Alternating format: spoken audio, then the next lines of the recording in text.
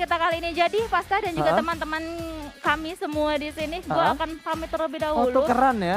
Tukeran sama ini L.O.Jan. Sama L.O.Jan. Iya, sama Oke deh, kalau gitu Jadi, Dona silahkan bertukar tempat. Nanti kita bakal ketemu sama Dona lagi itu di match yang kedua. Untuk Irengel, berarti Irengelnya nanti, Irengel pertamanya akan di-cast oleh Dona dan juga Eldoge. Tapi untuk sekarang, gue bakal memperkenalkan partner gue. Ada siapa di sini? Halo semuanya, it's good to be back ke meja caster. Akhirnya Eldoge nge-cast lagi nih Pak. Kita bakal nge-cast di mana, Jan? Kita bakal nge-cast di Sanhok sebagai match pembuka. Salah, kita bakal nge-cast di PMPL Indonesia season yang ketiga. Luar biasa ya Bro Pasta, pembukaannya menyambut saya dengan seperti itu ya. Gue kangen banget gila nge-cast sama Ojan. Ini ya.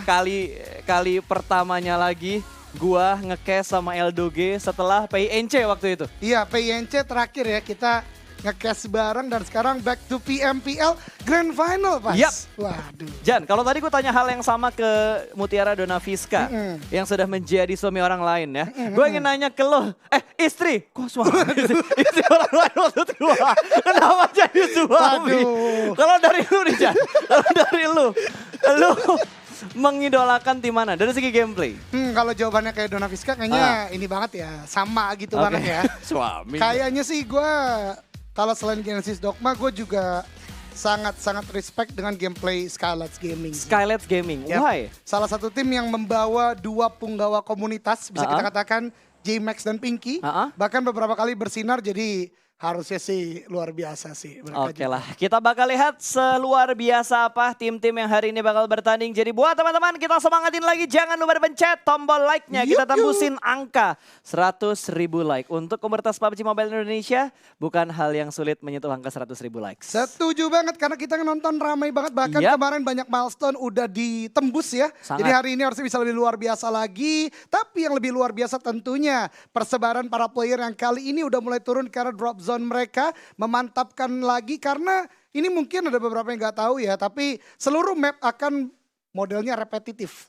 Jumat, Sabtu, Minggu. Pokoknya semuanya sama. Tidak ada perbedaan sama sekali. Kalian bisa cek di Instagramnya pubgmobile.esport.id, sudah diposting dan sudah dipublikasi di sana bahwa mapnya, urutannya semuanya sama. Untuk season kali ini adil karena sudah tidak ada Vikendi. Betul, sudah tidak ada Vikendi jadi 6 untuk 2 porsinya ya setiap mapnya. Dan kali ini teman-teman sekalian, Bigetron Red Alliance memantapkan lagi di arah bootcamp. Mereka bermain dengan sangat luar biasa juga hari kemarin.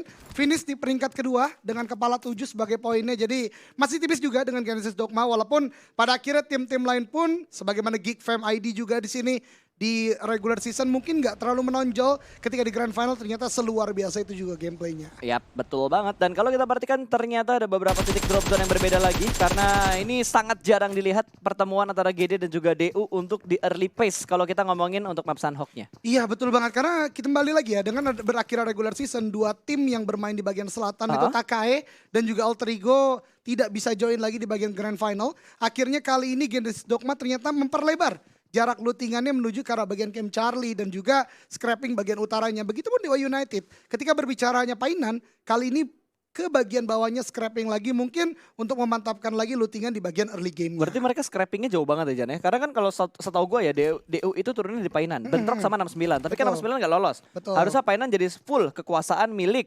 dari Dewa Unitednya.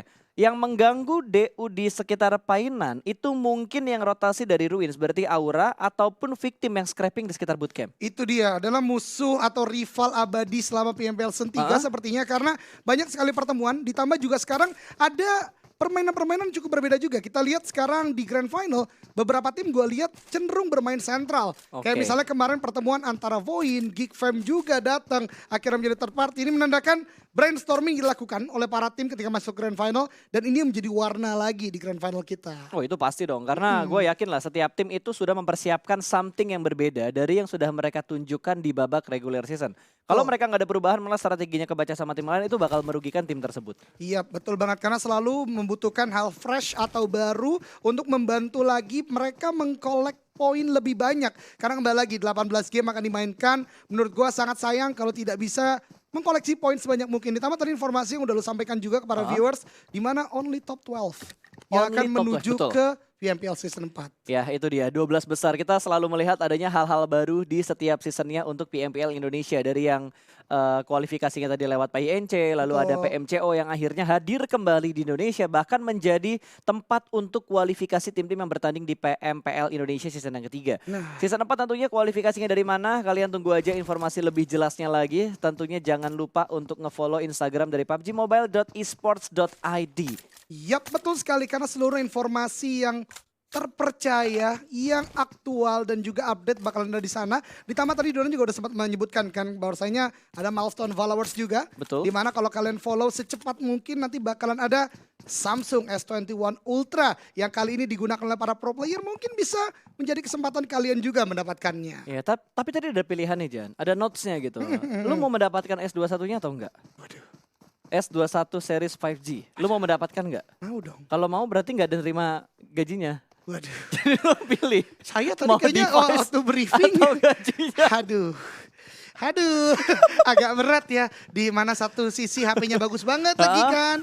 Di sisi yang lain butuh untuk hidup sehari-hari. Tapi lebih enak kalau dapat gaji dapat device ya. Waduh. Amin. Ya. Amin. Amin aja dulu. Amin. Semoga kali aja aminnya, berubah pikiran kan, dapat bonus. Amin gitu. paling serius minggu ke belakang ya Mas. Minggu ke belakang ya. Khususnya buat minggu ini ya. Iya betul. So back to the beat. Back to the game. Kali ini kita sudah melihat RRQ yang beberapa kali memang mereka melakukan perpindahan. Kita tahu mereka turun di sekitar cave di kala itu. Betul. Lalu mereka pindah sedikit. Mereka sempat mengambil di sekitarnya Camp Bravo. Sempat kosong kan karena sempat waktu itu Onyx tidak bermain di Super Weekend dan sempat diamankan juga oleh tim RRQ. Bahkan mereka juga sempat hampir turun di sekitar Ruins. Kalau waktu itu nggak bentrok sama Morp, gue rasa mereka akan coba untuk turun di arah Ruins. Tapi kali ini mereka turun di tempat yang berbeda lagi. Nah itu dia, karena kembali lagi untuk melakukan adapt, improvise, overcome. Ditambah lagi sekarang permainan kalau bahasa Wolfie, open play. Sekarang digunakan oleh hampir seluruh tim. Oleh karenanya beradaptasi dengan drop zone yang tidak dimainkan oleh tim lain sepertinya bisa cukup baik. Namun sementara waktu ketika tadi kita melihat pergerakan Onyx menuju ke arah depan, ternyata lagi dan lagi 21 Esport menjadi pertemuan antara kedua belah pihak sementara ini. Tapi ini udah deket walaupun belum ada gunfire dan belum saling spot sepertinya. Tapi bintang sepertinya udah mulai terlihat oleh Banyu dari 21 Esport, tapi dia harus hati-hati. Ada Nick di bagian belakang. Betul, masih ada Nick, masih ada bintang. Berarti ada dua player yang cukup dekat dengan pemain dari tim 21 Banyu yang sendirian aja ngebuka jalan untuk rekan-rekannya. Kalau kita perhatikan di arah mapnya juga pemain-pemain 21 lainnya masih berada di jarak yang cukup jauh. Bahkan masih berada jauh di seberang jalan. Kali ini Banyu ada di bagian lower groundnya, ada di sekitar ban. Dan ini angle yang free banget dari dua pemain Onyx ini. Betul, ini Banyu bahaya banget. Dia benar-benar berada di bagian open field. Mungkin sekarang banyak terrain baru berupa rantai-rantai besar ini. Namun kembali lagi belum bisa terlalu dimaksimalkan. Tapi Nick ternyata 21 Esport. Walaupun ada Banyu yang cukup open field. Namun lihat, spreading out. Persebaran mereka sangat luar biasa. Nick terdeteksi, mendapatkan damage yang cukup banyak. Tapi ini juga ternyata memancing bau darahnya ke arah victim. Namun Banyu knockdown oleh seorang Raffi dari bagian atas. Betul, setup yang begitu rapi ternyata dilakukan sama Onyx. Mereka nggak hanya ngontrol dari high groundnya aja, bahkan dari Raffi tanpa disadari sudah mulai ngeflank dan mendekati area sekitar bannya. Ini nggak kedeteksi sama pemain-pemain 21 yang lainnya. Walaupun Foxe udah ada di bagian bukit belakang, tapi Foxe angle-nya masih tertutup dengan adanya beberapa pohon yang ada di sekitar ban ini. Yap, betul banget, dan confirm kill pertama didapatkan oleh Raffi atau dulu yang sering kita dengar seorang Cleon ya. Kali ini udah mendapatkan kill pertama di Sanhok membuka di menit ke-7.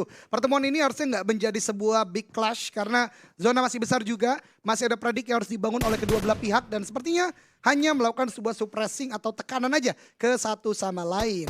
Oke, kita masih melihat apakah ini akan menjadi fight yang benar-benar komit di antara 21 dan juga tim Onyx. Karena mereka bermain itu di arah middle range. Bener-bener middle range, bukan di arah yang close combat di mana hanya terhalang satu batu ataupun satu bangunan. Tapi ini di middle range terpisah dengan adanya sebuah lakungan dan juga seberang-seberangan jalan. Jadi gua rasa untuk commit fight hanya sekedar tembakan peringatan atau kalau misalkan Onyx dan 21-nya punya peluru yang banyak, baru mereka pede banget untuk tapping fire terus-terusan. Iya betul banget, karena kembali lagi kita berbicara Sanhok ya, banyak sekali variabel yang harus diperhitungkan. Kita berbicara map 4x4 km persegi, bahkan tadi sedikit kita melihat ada pergerakan victim juga yang bergerak ke arah bagian bootcamp. Yang dimana hanya berbeda satu bukit dengan tempat yang sekarang didiami oleh 21 Esport dan juga Onyx. Oleh karenanya menurut gua untuk tidak melakukan sebuah commit pick, commit shot ke arah tempat yang lainnya, ini adalah sesuatu yang cukup baik. Tapi ini dia di El Clasico, Bigetron Red Alliance dan EVOS Reborn berdekatan satu sama lain. Betul, berarti BTR udah mulai meninggalkan bootcampnya, sudah mulai menuju ke bagian utara atau semakin menuju ke bagian tengah dari circle-nya. Karena kalau kita perhatikan tadi, kita ingat-ingat lagi circle pertama itu masuk Tatmok,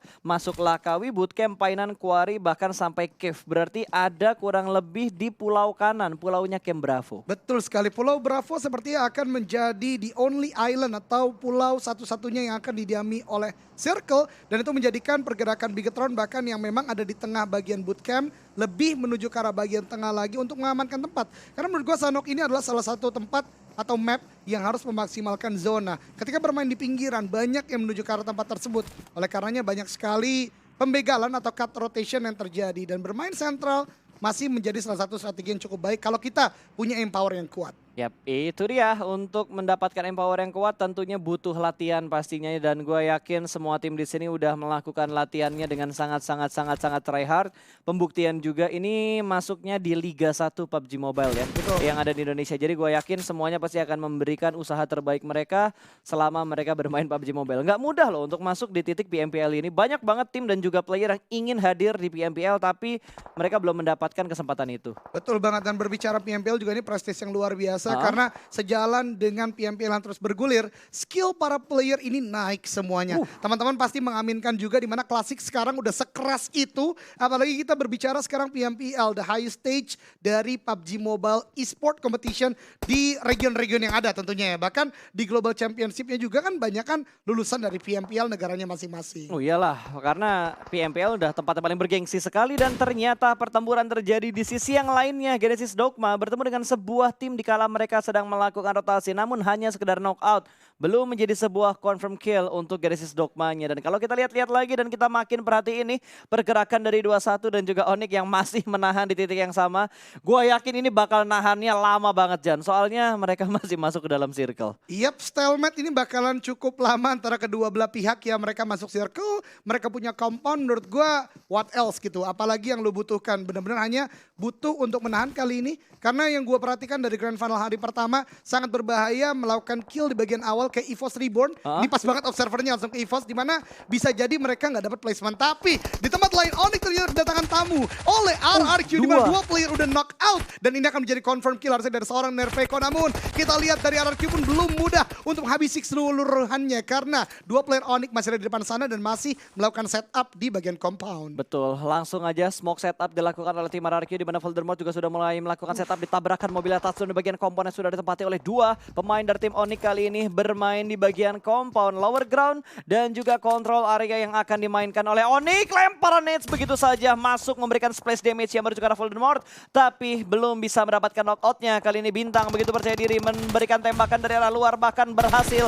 mendapatkan satu pemain dari tim RRQ. Ini bencana untuk RRQ di mana mereka juga kehilangan satu pemain mereka yang terlebih dahulu memasuki daerah kekuasaan dari tim Onyx. Namun backup yang terlambat, nades sudah mulai dilemparkan dan Onyx akan mundur ke arah rumah yang lainnya. Oh my god, what a timing Nick untuk keluar dari rumah tersebut, bisa untuk ya menghindari grenade dari RRQ. Namun lihat, sebuah commit push sudah dilakukan juga oleh RRQ. Ada sebuah nade dilemparkan untuk menjaga pergerakan RRQ untuk tidak mudah masuk ke dalam rumah. Ada sebuah fire coba dilakukan, tapi flank dari seorang Bintang sangat luar biasa. Satu lagi terknockout, 2-on-2 situation. Hampir berhasil kedua, tapi Warung bisa untuk menahan tersebut. Dan ini dia 1v1, Nader won the game, save the game for RRQ dan bisa melakukan revive. 3 untuk 4, ini hasil yang sangat baik untuk RRQ Ryu. Betul, ini masih worth it, dan lu bisa lihat muka dari Nader yang begitu tegang dengan fight yang terjadi. Apalagi tadi HP-nya Nader itu benar-benar tipis karena ada third party yang tiba-tiba nembak, yaitu tim 21 yang senantiasa bertemu dengan Onyx. Tapi Onyx yang sudah dihajar oleh RRQ, kali ini 21 yang akan menjadi lawan dari tim RRQ. Tapi kayaknya untuk ngelihat dua fight ini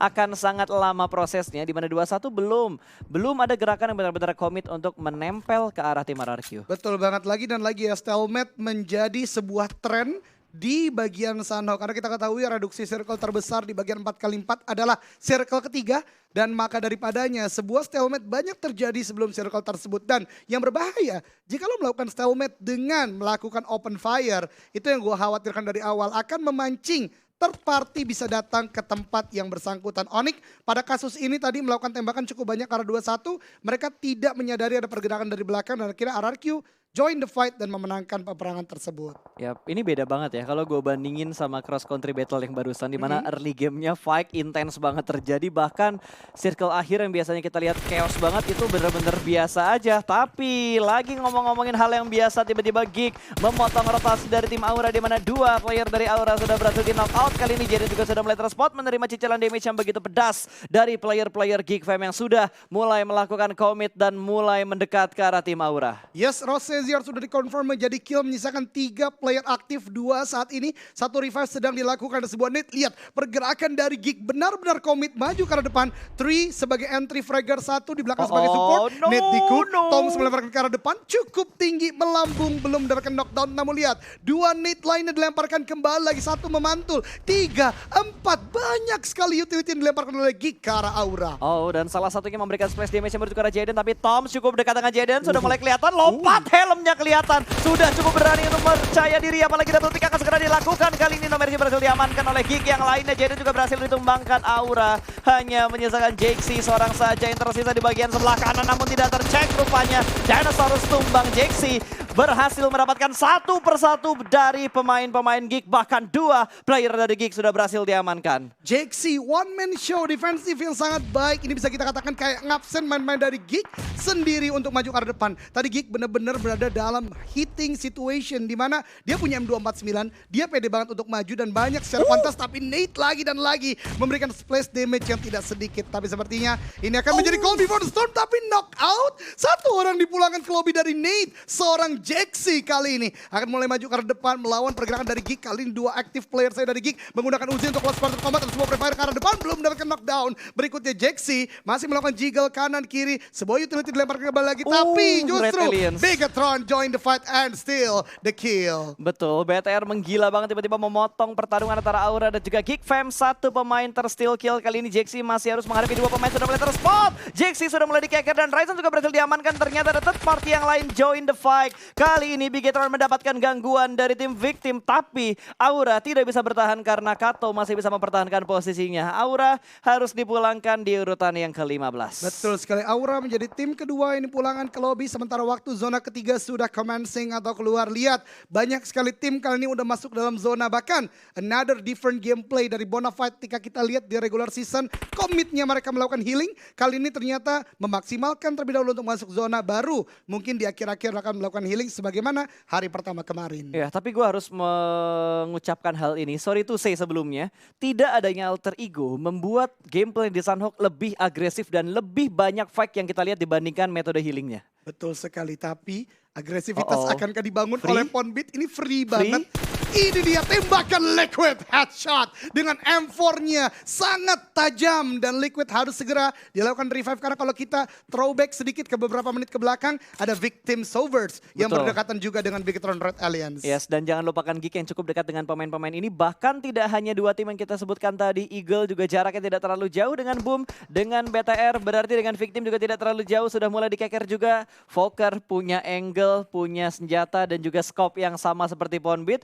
Bisa banget untuk memantau pergerakan dari Red Alliance yang ada di bagian bukit, dan itu dia tembakan ke arah Ryzen, namun belum ada damage yang masuk cicilannya sama sekali ke arah BTR. Betul banget, dan sepertinya Boom Esports cukup berani untuk bermain open play di bagian open field seperti ini karena sebelumnya kita lihat ada beberapa bagi yang bisa dikontrol oleh Boom Esports dan oleh karenanya mereka telat masuk dalam zona berikutnya pun belum terlalu masalah. Namun kita lihat Luxi M16 kali 4 mencoba untuk melakukan pressure juga ke arah Boom. Belum mendapatkan sebuah target jelas, justru terpick oleh Voker. Voker lagi dan lagi menunjukkan kapabilitasnya sebagai strong aim point ya. Menembaki player-player Bigetron dengan cukup sakit. Gila men, matanya Voker tajam banget loh. Itu celah yang tidak terlalu besar sebenarnya dan jaraknya nggak deket-deket banget. Tapi masih bisa mendapatkan beberapa tapping hit ke arah pemain dari Red Alliance. Ini jadi PR buat Boom. Karena mereka butuh effort untuk masuk ke dalam zona. Mereka benar-benar berada di ujung zona dan ini tidak menjamin kalau mereka masuk ke zona berikutnya. terbukti sudah boom. Membutuhkan effort yang begitu besar untuk masuk di circle yang keempat. Betul banget, bagi akan menjadi escape way dan juga entry point mereka untuk menuju ke arah zona berikutnya. Tapi lihat Luxy, tapping M16-nya tajam sekali. Beberapa hit masuk ke arah tim Boom Esports walaupun belum ada knockout yang diberikan atau knockdown yang diberikan. Namun kita lihat zona 4 menuju ke arah bagian open field. Di bagian yang titik hitam menandakan ada beberapa high ground, ada beberapa compound kecil yang dimainkan. Namun lihat pergerakan Victim Pasta, benar-benar luar biasa, menguasai setidaknya 40% dari zona kali ini. Man, dan mereka nge-splitnya jauh loh. 3-1 split yang mereka lakukan kali ini bukan Misery yang dibiarkan sendiri, tapi Rocky yang ditinggalkan sendiri yang sudah mendapatkan compound di circle yang keempat. Tapi di sela-sela itu kalau kita perhatikan sekarang di mana GD juga sedang melakukan fight cukup dekat dengan tim Void, sudah mulai melempar beberapa utilities namun belum ada knockout, hanya sekedar splash damage aja yang diberikan Star yang siap memberikan backup dari arah belakang dan ada DU juga yang sudah mulai melakukan rotasi. Ini bakal ada fight di arah selatan berarti. Betul, di arah selatan atau berdekatan dengan Quarry. Ada Dewa United menggunakan vehicle, ada Victim yang udah melakukan setup dan close quarter combat antara Genesis Dogma Gits dan juga Void Esports atau Void Victory 88. Kita lihat, dan ternyata yang close quarter combat tidak hanya itu karena dari 21 Esports kali ini kedatangan Bonafide Esports. Ada Nate lemparan ke arah depan, tembakan dari bagian atas, trade Nate terjadi. Wah, untuk menghujani pergerakan dari 21 Esports. Baru masuk arah dalam, kita lihat Ucup akan menjadi the entry fragger. Menuju ke arah dalam, belum mendapatkan knockdown tapi nade-nya terlalu banyak dikirimkan dan Bonafide justru low HP dari beberapa tembakan 21 Esports. Betul, itu udah dihujani banyak banget peluru tapi belum ada granat yang berhasil mendapatkan pemain-pemain dari tim 21, bahkan malah mereka mendapatkan trading di dalam compound tersebut.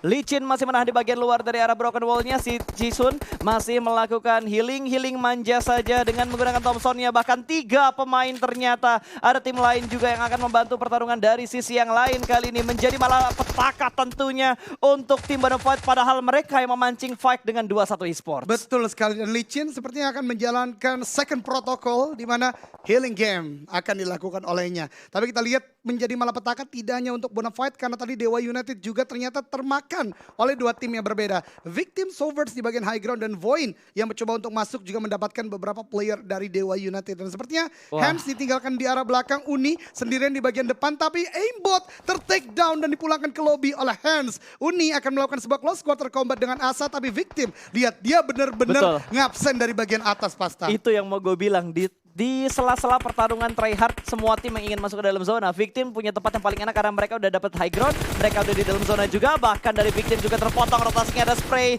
through the smoke kali ini dari seorang Star mendapatkan satu persatu pemain dari tim Void, ada tembakan juga dari arah belakang namun ternyata masih tercover dan touchdown. Sungguh tipis untuk Blue Zone yang kelima. Ini benar-benar sungguh terlalu ya Mas. Sangat Genesis terlalu. Dogma bisa masuk dengan jarak yang tipis tersebut. Tapi tadi yang menarik juga gue lihat ada knockout atau knockdown yang diberikan oleh Arov karena Void. Karena sepertinya satu jalur gede ini udah dikuasai, ada beberapa tim yang ingin masuk ke dalam zona dan Victim lagi-lagi menjadi juru kunci zona terutama berbicara selatan dan tenggara. Betul, bahkan dari DU mereka masih bisa memotong pergerakan dari tim GD. GD yang dikiranya udah tenang masuk ke dalam zona masih digangguin sama pemain DU Uni yang sudah terlebih dahulu masuk ke dalam zona, di mana satu pemain yang lainnya ada Hans yang melakukan healing di bagian blue zone-nya. Betul banget, dan tadi kalau kita lihat dari 21 Esports juga ya betul sekali tersisih karena tadi satu player terakhir harus nge-heal di bagian luar zona dan tidak bisa lagi. Ini dia Prone Game yang akan mulai dibangun karena dari Genesis Dogma menyadari ada pergerakan dari Victim, dan di tempat lain Void mendapatkan Uni yang tadi udah masuk dalam zona sendirian dari tim Dewa United harus dipulangkan ke lobby sepertinya sementara waktu atau sebentar lagi. Oke, dan Victim perlahanan pasti mereka tidak butuh effort yang terlalu besar untuk masuk ke bagian zona-zona berikutnya karena sudah dikontrol dengan sangat baik. Mungkin mereka bakal komit dengan GD karena GD berusaha untuk meretake compound ataupun area yang sudah diamankan oleh Victim. Perlahan-pelahan pasti Boom sudah mulai masuk, ditembak begitu saja ternyata. Namun belum terknock out, ada tembakan juga dari pemain-pemain BTR menuju ke Eagle 365 di sisi yang lain. Lemparan nades dari Liquid sudah mulai dimasak di mana Audrey berhasil diamankan. Ini matang banget, lempar ke bagian belakang dari batunya dan itu dia. Nades yang begitu perfect dari seorang Liquid menumbangkan satu persatu pemain dari Eagle 365. Ketenangan dari Liquidnya benar-benar luar biasa. Dia tahu dia mau di-push, tapi lihat dia bisa menghitung momentum, timingnya sangat pas dan mendapatkan nade tersebut. Satu knockdown lagi, Anthem the last man standing dan rata. Eagle 365 dipulangkan oleh Bigetron, menjaga dari bagian atas dan ini dia El Clasico kembali lagi terjadi antara EVOS Reborn dan Bigetron Red Alliance. Oke, sudah mulai mencicilkan beberapa damage yang bertukar EVOS, satu orang kelihatan, tapi Zuxi sedang dalam posisi yang tidak siap karena dia sedang memasak granatnya, sudah mulai dilemparkan satu persatu, memberikan splash damage bertukar seorang Laser, dibalaskan kembali Zuxi, posisinya terspot, lemparan nades 4 detik menuju ke bagian depan namun masih belum bisa mendapatkan target yang diinginkan. Zuxi kembali mundur ke arah belakang. El Clasico bermain di area pinggir blue zone yang ke-6. DU sudah dipulangkan menuju ke arah lobby. Bigetron sudah kehilangan Luxi tapi 3 player lainnya masih bertahan dan mereka sudah mendapatkan 5 poin kill. Betul banget, dan close quarter combat masih terjadi dan Red Face ya ter-take down oleh Ryzen dari bagian lain. Kali ini 3 on 3 situation sementara yang kita lihat di bagian minimap, tapi harusnya akan ada sebuah pergerakan lain dan Microboy juga ter-take down. 2 last man standing, Laser dan KF menuju ke arah depan. Ini dilakukan ke arah depan, low HP, ditembakin, knockdown dengan sangat baik oleh Liquid. Last man standing ditembak oleh juga Laser, last man standing dikejar dan itu dia. EVOS pun tidak bisa bertahan dengan defensif yang dibangun oleh Bigetron Red Alliance di bagian pinggir zona. Satu hal yang harus lo perhatikan adalah di mana setup yang dilakukan oleh Red Alliance. 2-1 setup dan setupnya punya keunggulan high ground dan juga obstacle di sekitar mereka. Itu yang membuat mereka benar-benar percaya diri dan cukup tangguh menghadapi laju dari EVOS Reborn. Tapi kalau kita lanjutkan gamenya di mana Victim yang sudah menambahkan pundi-pundi poin kill bagi tim mereka, 7 kill sudah mereka bukukan. Bahkan kali ini Rocky mendapatkan pemain lain yang ada di bagian lower ground. Bertambah kembali poin kill untuk tim Victim. Skylight Gaming yang akan menjadi korban untuk Victim, tapi Jersey yang berada di arah lain akan tertahan oleh Red Alliance. Last man standing untuk Skylight Gaming tidak bisa bertahan terlalu lama karena langsung dihanguskan begitu saja. Tapi ini yang menjadi sebuah situasi yang luar biasa ya. Mungkin kita agak terlambat membahasnya, tapi kalau teman-teman perhatikan 1 menit yang lalu bisa kita recall, ini hanya 2 tim atau 3 tim yang ada dalam zona. Tim-tim lainnya di luar zona semua melakukan healing. Kita lihat ada Bonafide yang masih bertahan, Airwall sebelumnya, RRQ pun sepertinya tidak masuk dan memilih untuk melakukan healing di bagian luar zona, menandakan lagi dan lagi placement point akan menjadi sangat ketat di bagian Sunhawk PMPL Grand Final kali ini. Ya, ini pasti akan ada perubahan yang cukup besar ya kalau kita ngomongin dari overall leaderboardnya, dari papan atas, papan tengah dan papan bawah ini bakal kacak-kacak lagi karena tim yang kemarin stabil posisinya untuk di match yang pertama tidak terlalu diuntungkan. Tim yang ada di bawah ataupun yang ada di papan tengah mereka sudah mulai step up, bahkan sudah mulai mendapatkan zona-zona yang cukup enak. 3 tim tersisa di mana Bonafide last man standingnya masih melakukan healing. Ada berapa healing itu yang tersisa? Nggak kelihatan. 4, 12. Kayaknya masih ada beberapa yang bisa dimaksimalkan lah ya untuk sementara waktu. Tinggal menunggu apakah akan ada commit yang dilakukan oleh Bigetron dan juga Victim. Tapi ini 3 lawan 3 berarti. Iya betul banget. Tapi pergerakan yang gua sangat suka kali ini adalah dari Victim, di mana mereka agak split juga ya kali ini. Walaupun secara terrain mereka kalah. Mereka lebih maksimal di bagian lower ground, dan kalau Bigetron mau commit menyisir dari bagian kiri misalnya, mungkin ada hasil yang berbeda. Tapi kita lihat saat ini masih dengan zona yang tidak menguntungkan kedua belah pihak. Liquid ada utility yang akan dilemparkan, sepertinya akankah itu nade atau smoke? Tapi masih bait doang sepertinya untuk membuka posisi Victim kayaknya ya. Wah, zonanya nggak ada yang berpihak kemana-mana dong. Ini benar-benar dibuat adil. Victim harus maju, BTR harus maju. Sudah mulai ada tembakan juga. Sepertinya dari Bonafide sudah tidak bisa bertahan lagi karena aid kitnya sudah mulai habis. Tapi nice try untuk Bonafide karena mereka puas di posisi yang ketiga. Walaupun tidak ada kill sama sekali, setidaknya mereka mendapatkan 10 poin placement. Betul banget, dan itu menjadikan Bonafide masih akan tetap stabil sepertinya di page pertama ya. Namun kita masih melihat pergerakan dari Victim dan juga Bigetron Red Alliance. Keduanya masih dengan player yang cukup banyak, 3 melawan 3 kali ini. Ada sebuah flash, dilemparkan ke arah depan atau stun grenade.